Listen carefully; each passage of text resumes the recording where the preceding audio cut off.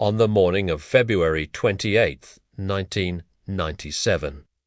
Los Angeles witnessed one of the most violent and unforgettable bank heists in U.S. history. What began as a planned robbery turned into a 44-minute gun battle that changed American policing forever. The robbers Junior and Emilemi T.S. Hernons preparing. They wore homemade body armor from head to toe, carried modified automatic rifles, brought over 3,300 rounds of ammunition, used armor-piercing bullets capable of cutting through police cars they had robbed banks before. Dainting booties team them dangerous. The heist at 9:17 a.m., they stormed the Bank of America branch in North Hollywood. Inside, customers and employees were forced to the ground as the robbers emptied vaults and cash drawers. The entire robbery lasted 8 minutes, and by the time they walked out, LAPD patrol officers were already surrounding the building. What followed shocked the nation.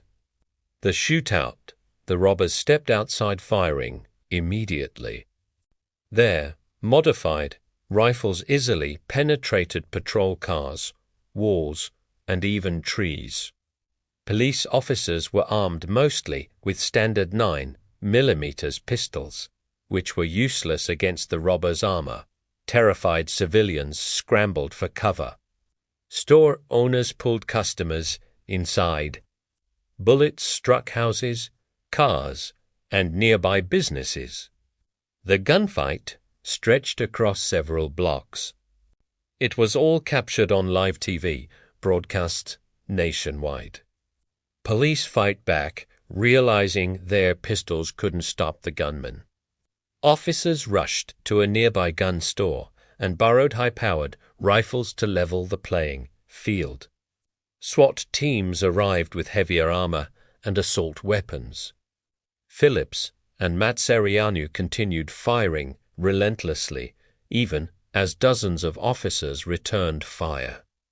The end of the standoff. 1.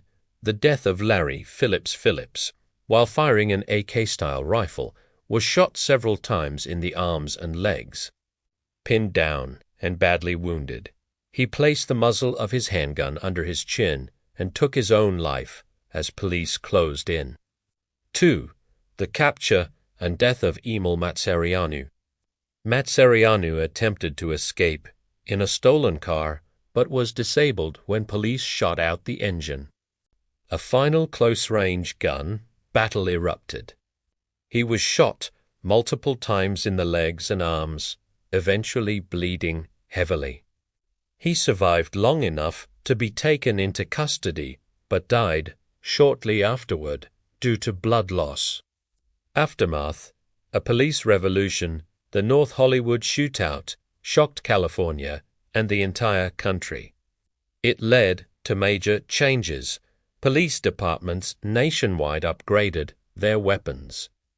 Patrol officers were given better body armor procedures for responding to heavily armed suspects were rewritten. In total, two robbers died, 12 police officers were injured, 8 civilians were wounded, over 1,100 rounds were fired. Despite the scale of the violence, no civilians were killed, thanks to police efforts to shield the public. Legacy: the event is still studied in police academies today. It stands as one of the most dramatic and dangerous shootouts ever recorded in American history, a moment when ordinary officers faced extraordinary firepower and risked their lives to stop two unstoppable gunmen.